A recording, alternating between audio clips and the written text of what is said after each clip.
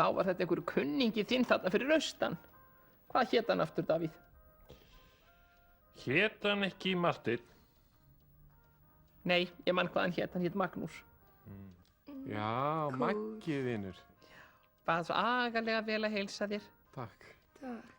Hann býr nú með einhverju stúlku þarna frá Akureyri og gengur allt svo agalega vel hjá þeim.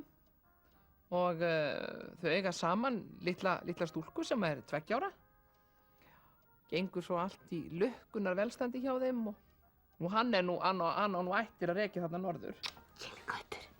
Þú manst eftir honum Halldóri sem bjó í Stigahlíðinni. Nei.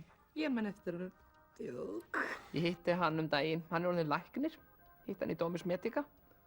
Auðvitað manst eftir honum, hann er með gleraugu. Nei.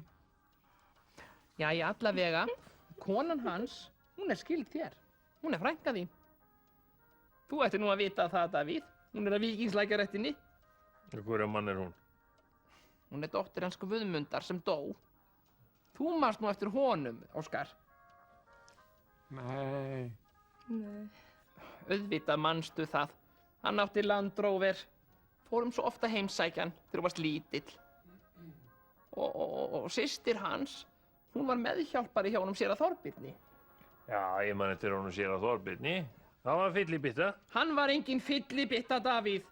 Hann var bara sjúklingur. Ég gleymi aldrei þegar séra Þorbjörn skýrði hjá Guggu og Pétri. Hún var svo falleg athöfn. Það var Marens. Hann Davíð ætti nú að muna eftir því. Hann er svo hrifinn af Marenskökum. Jú. Hún bakaði svo góðar Marenskökur hún Þorbjörg. Nei, hvað er þetta? Uss, nei. Það var ekkert Þorbjörg. Það var hún Steinunn sem bjó til svo góðar Marenskökur.